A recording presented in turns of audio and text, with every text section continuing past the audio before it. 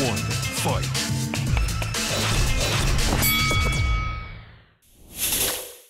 안녕하세요. 박종훈의 경제한방입니다. 이 이스라엘의 이제 행보 중에서 또 특이한 점이 같은 중동 국가 중에서 특정 국가들하고는 지금 외교 관계를 개선하거나 여러 가지 친밀한 관계를 보이고 있거든요. 언제부터 중동하고 이렇게 무슬림 국가들하고 친해졌는지 정말 의아할 정도인데요. 여기에 대해서 좀 더 자세히 알아보기 위해서 성일광 서강대학교 유로메나 연구소 교수님을 모셨습니다. 안녕하세요. 네. 반갑습니다. 네. 제가 보기에 이집트 하면 이스라엘의 원수여야 맞을 것 같아요. 왜냐하면 전쟁까지 했거든요. 네. 그런데 최근에 급격히 관계가 호전되는 것 같습니다. 뭐 안보 협력, 여기에 이 경제 협력까지 하더라고요. 네네. 도대체 언제부터 이렇게 친해진 겁니까? 자, 이집트 하면 정통적으로 우리 중동에서 중동 전쟁에서 이스라엘과 싸웠던 적 중에서 가장 강력한 국가죠. 네. 뭐 승리도 좀 했었죠. 그래 잠깐. 네, 가장 강력한 국가이고 그 다음에 시리아라고 할 수 있는데요. 사실 이집트나 시리아가 한 국가만 빠져서 이스라엘하고 전쟁하면 이길 가능성은 없습니다. 두 국가가 반드시 같이 가야 되고요. 거기에 요르단까지 동참을 해야 한번 해볼까 말까 한데 이집트 언제부터 이렇게 됐냐? 1979년 이스라엘과 이집트 평화협정을 맺었죠. 네. 평화협정을 맺었습니다. 73년이 이제 마지막 전쟁이었죠. 제4차 중동 전쟁이었고요. 네. 79년 평화협정을 맺으면서 이제 이스라엘과 이집트는 단순히 정치적인 평화협정이 아니라 경제 교류까지 포함된 포괄적인 협정이었기 때문에 관계를 새롭게 해왔고요. 특히 이스라엘과 이집트 경제 관계는 2020년에 전환기 변곡점을 맞습니다. 이스라엘이 15년간 이집트에 가스를 수출하기로 계약을 했습니다. 네. 참 친해졌습니다. 네. 물건도 주고받고. 네. 네. 가스를 수출하고 네. 이것은 이제 이집트도 가스가 나긴 나죠. 난데 네. 나긴 납니다만 이스라엘에서 일단 가스를 수입한 계약을 맺었고 이집트는 그 가스를 정제해서 유럽으로 수출하는 이제 그런 전략을 세우고 있고요. 물론 자국 사용용도 있습니다만 그래서 이집트는 러시아 가스를 많이 쓰고 있기 때문에 거기에 의존도를 줄이기 위해서 이스라엘 가스를 수입한다고 하고 있고요. 그 다음에 QIG (Qualified Industrial Zone) 즉 이것이 이스라엘과 이집트 간의 무역지대를 만들었습니다. 그래서 거기서 양국 간의 원료를 가져와서 원제품을 가져와서 만드는 물건을 미국으로 수출하면 미국의 관세를 폐기해 준다는 그런 조약이 있습니다. 네. 그래서 이집트 물건을 미국으로 수출할 수 있는 아주 좋은 기회죠. 그래서 그런 것들이 이미 96년에 합의가 됐는데 이게 2000년도에 들어오면서 실제적으로 활동을 하기 시작했고요. 최근에 2년 전에 여기서 이 대미 무역지대 즉 QIZ 무역지대를 더 활발하게 이용하기로 그렇게 이집트와 이스라엘이 합의하게 됨으로써 경제 교육이 훨씬 더 늘어나게 된 것이죠. 이 지난해 같은 경우는 이집트 항공 소속 여객기가 이스라엘 네. 공항에 공식적으로 착륙을 했던데, 네.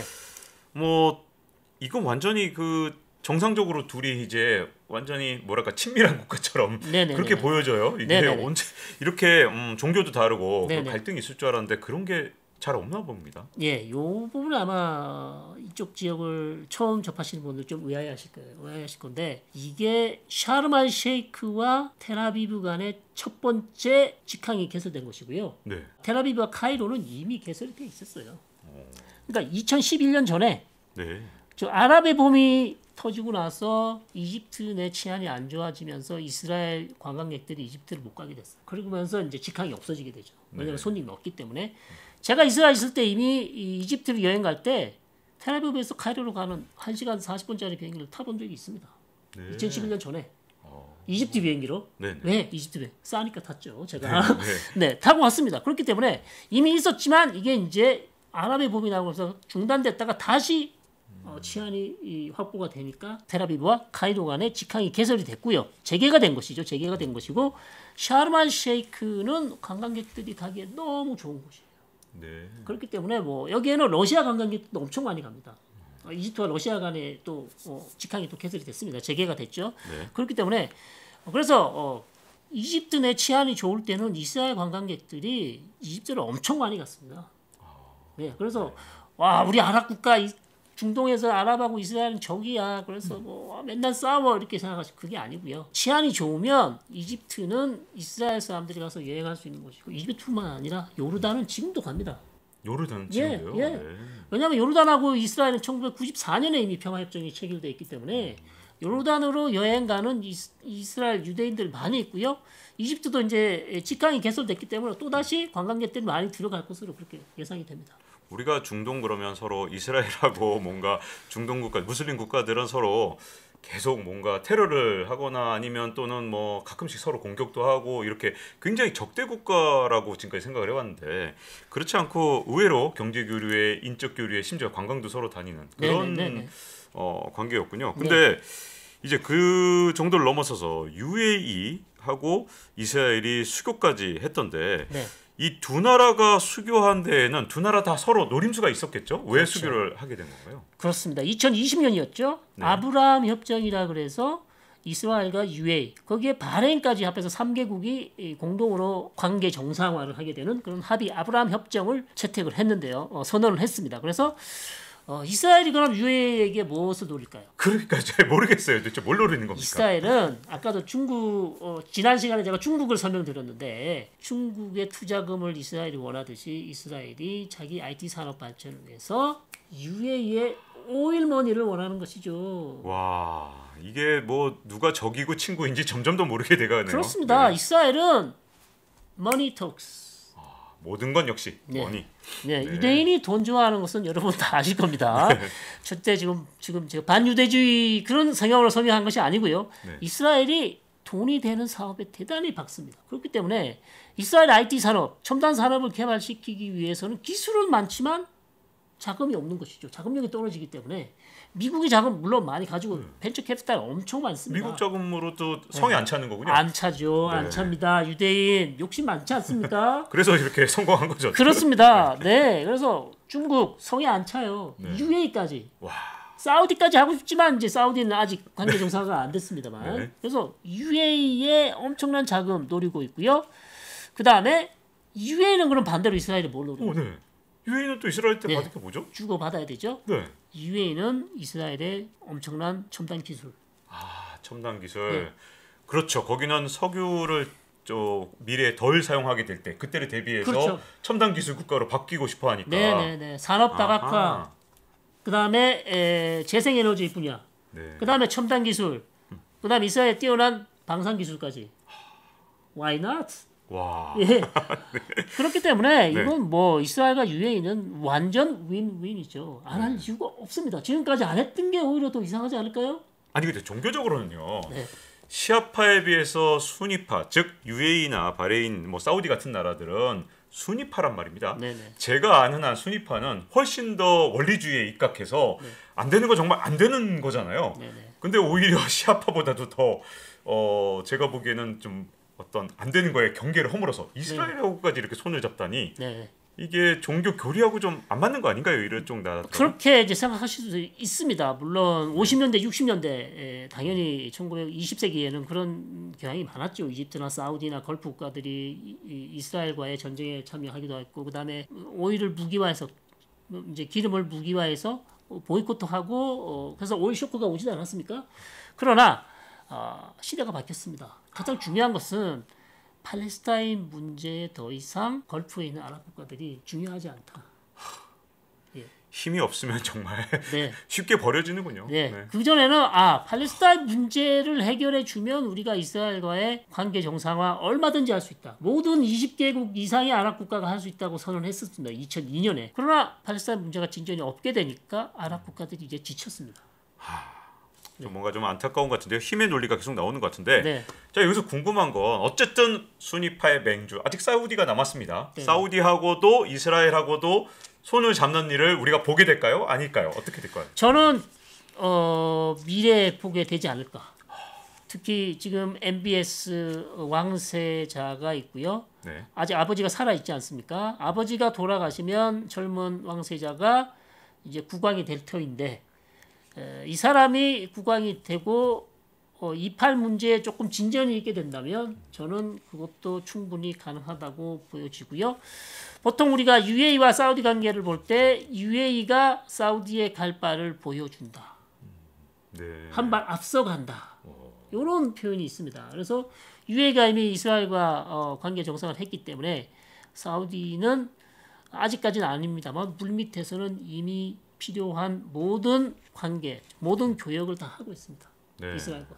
와, 근데 자, 이스라엘이 이렇게 되면 이제 순위파 전체하고 친해지는 거니까 갑자기 순위파에 우방이 됩니다. 그러면 저 궁금해지는 게 이란 같은 경우는 이게 눈에 가실 것 같아요. 오호, 그렇죠. 이거 봐, 나를 싫어하는 나라 양극단이 서로 갑자기 교류를 해. 그러면 이란이 지금 노리고 있는 핵 협상의 복원, 네. 이제 핵 협상을 복원하고 싶어 할 것 같고, 그리고 이란은 이 지역 패권, 중동에서의 일종의 소패권주의를 추구하는 나라잖아요. 그러면 이란은 과연 이 상황을 어떻게 타개하려고 할까요? 이란은 대단히 불편하죠. 네. 네, 실제적으로 이란은 이런 불편함을 드러내고 표현한 적이 있습니다. 순위 국가들이 다 아랍 대의, 팔레스타인 문제를 버리고 이스라엘과의 관계 정상을 하는 것은 용납할 수 없는 범죄다. 추악한 범죄다라고 엄청나게 공격을 했습니다만 이란으로서도 한계가 있습니다. 이것을 막을 수가 없는 것이죠. 순위 국가들이 이스라엘과의 관계 정상화, 특히 UAE나 바레인 이 국가들이 이스라엘과 관계 정상화를 한 여러 가지 이유 중에 하나는 이란. 네, 그렇죠. 이란의 위협이 상당히 두렵고 네.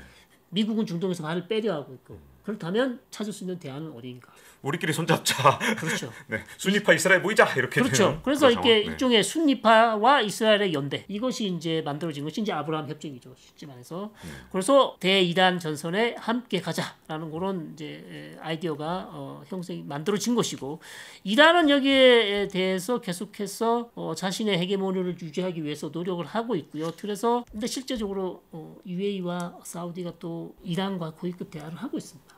실제적으로. 네. 왜냐하면 앞으로 핵 합의가 지금 될 듯하다가 지금 완전 중단된 상태죠. 어떻게 될지 모릅니다. 그런 상황에서 만약에 핵 합의가 실패하게 되면 이란이 두려운 것이죠. 네. 그렇기 때문에 UAE와 사우디는 이란과 계속해서 관계를 유지하면서 이란과의 관계를 더 악화되는 것을 막으려고 지금 노력하고 있는 것입니다. 네, 여기서 뜬금없이 혹시 모르시는 분들 위해서 이 질문을 꼭 드리고 싶은데요. 그러면 이스라엘은 이렇게 순위파와도 손을 잡을 만큼 시아파인 이란, 이 이란하고 왜 이렇게 원수가 된 겁니까? 네, 아주 큰 질문입니다. 큰 질문인데 이란은 사실상 1979년입니다. 1979년 이란에서 이슬람 혁명이 일어났죠. 네. 여기서 그냥 혁명이 아니고 이슬람 혁명이 일어나고 나서부터 이스라엘과의 관계가 악화됐습니다. 그 전에는 이스라엘과 아주 친했어요. 오히려 순위파하고 안 친했고 예. 이란하고는 친했던 그렇죠. 그런 과거가 아주 있었던 친했죠. 왜냐하면 군사 고문단까지 서로 교환할 정도로 팔레비 왕정 시대는 이스라엘과 이란이 아주 친했습니다. 그리고 심지어 이란 이라크 전쟁에서 이스라엘이 이란을 많이 지지해 줬습니다. 그럴 정도로 친했으나 관계가 악화된 결정적인 이유는 2002년에 반정부 이란 정부 현 이슬람 정부를 반대하는 반이란 단체에서 이란이 비밀 핵 프로그램을 가동하고 있다는 사실을 폭로하면서 이스라엘이 이란을 의심합니다. 무엇을 의심하는가? 단순히 핵 개발이 아니라 핵 무기를 개발하는 의도가 이란에게 있다고 믿고 있어서 그 이후부터 2000년대 이후부터 이스라엘과 이란은 보이지 않는 전쟁을 해왔고 최근까지도 그러한 보이지 않는 전쟁이 계속되고 있고 결국 계속해서 이스라엘은 미국의 핵 협상을 반대해왔죠. 그것이 충분하지 못하다. 결국 이란 핵 프로그램을 비밀 핵 프로그램을 막기에 부족하다. 그런 입장을 개진해 왔습니다. 그래서 핵 무기 개발 때문에 이란과 이스라엘은 틀어졌다 보시면 되겠습니다.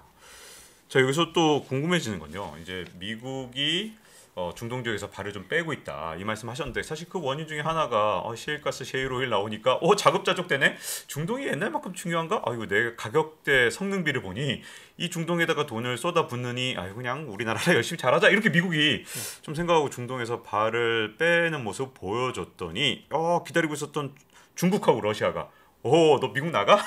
우리 들어와서 그럼 여기서 우리 좀 우리 우방도 좀 만들어 보자 이런 분위기로 좀 가는 것 같아요. 네. 미국의 판단 이거 옳았다고 볼 수 있을까요? 저는 미국의 판단이 옳다고는 보지 않지만 어쩔 수 없는 판단이었다. 어쩔 수 없는? 예, 대단히 미국으로서는 계속해서 미국의 자산을 중동에 계속 유지하고 오히려 줄이지 않고 증가시키는 것이 미국에는 큰 부담이 됐을 것이다. 또 미 국내 문제가 또 심각해졌고 네. 특히 뭐 이미 이것은 이분 시대 때부터 예, 오바마 시대 예, 제가 이 티셔츠를 입고 온 이유가 있습니다. 아 일부러 네, 이분 자꾸만 강조해요. 예, 이분 시대 때부터 이미 미국은 중동에서 자산을 좀 줄여야 되겠다. 네.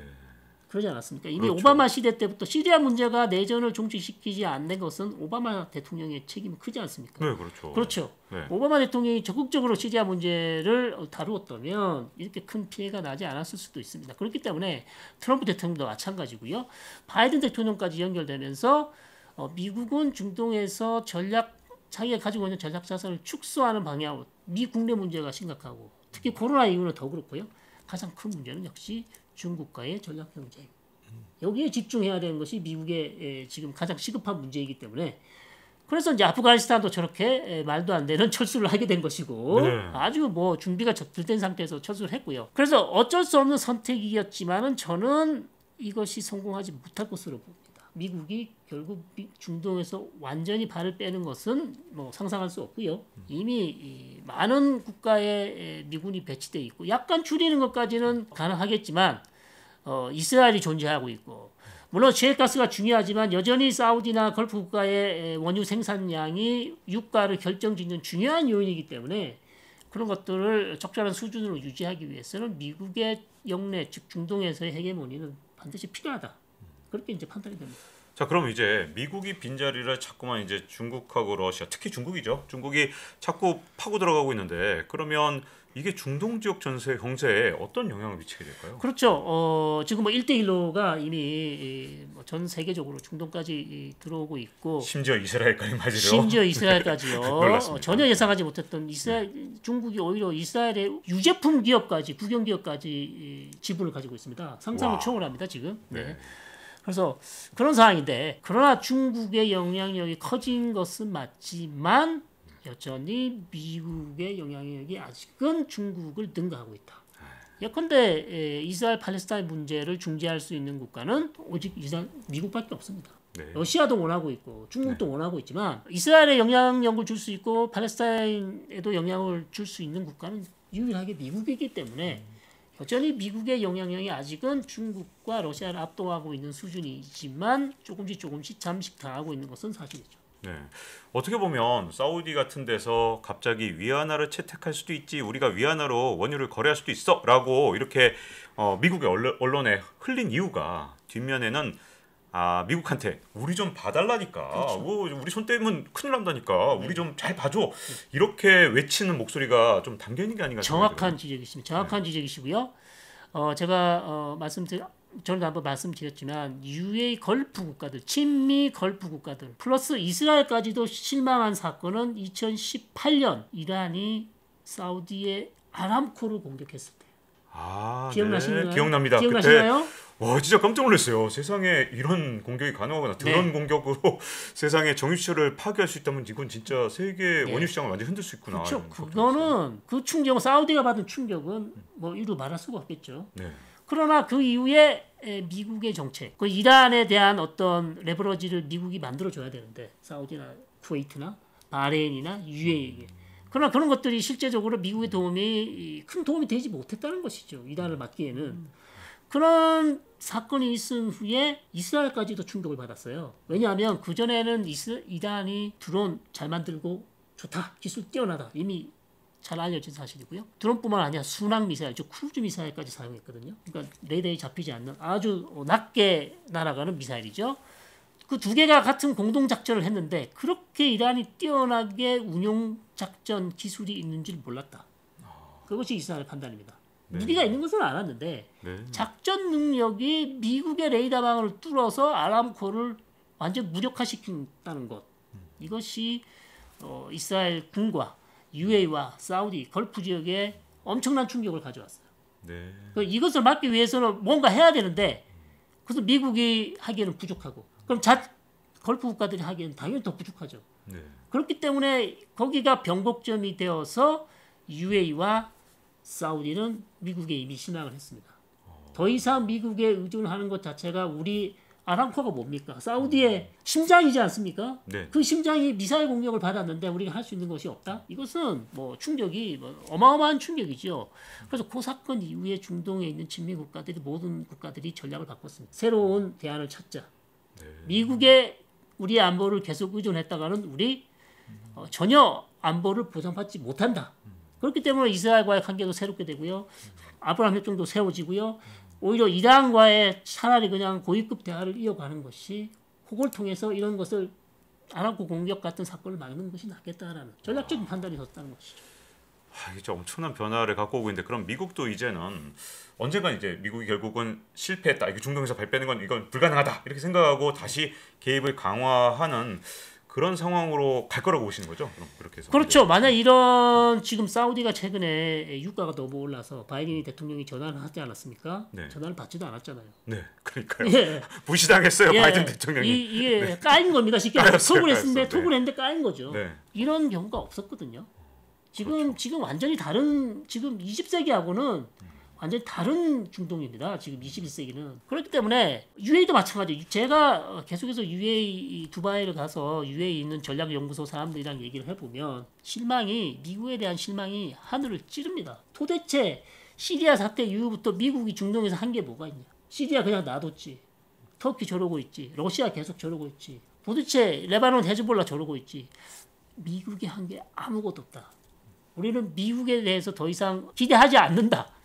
거기다가 플러스 이란을 계속해서 채찍은 없고 당근을 줘서 핵 합의를 만들려고 하는 미국이 보기 싫은 거예요. 네. 그래서 협상이란 것이 힘으로 힘의 우위에서 협상을 추진해야 협상이 좋은 협상으로 가는 것인데 미국은 계속 이란에 좀 해달라 배기만 하고 있다. 그런 협상으로서 협상 성공하지 못하고 설사 협정이 되더라도 만족한 협정이 될 수 없다라는 것이 UAE의 입장입니다.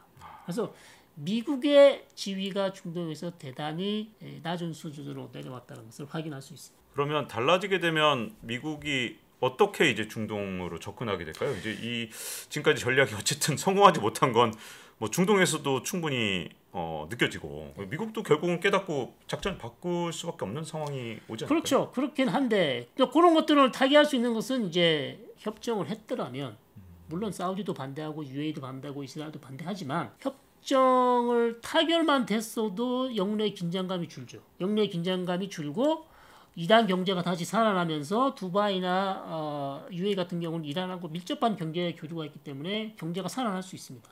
사우디도 만족스럽지 않은 협정이지만 그래도 이란이 이제 핵 협정에 합의를 하고 경제 회복을 하게 되면 긴장감이 축소되기 때문에 모든 국가들이 100%는 아니지만 만족한 상황이 될 수가 있을 텐데 핵 협정마저도 지금 안 됐어요. 1년 이상을 끌었단 말이죠.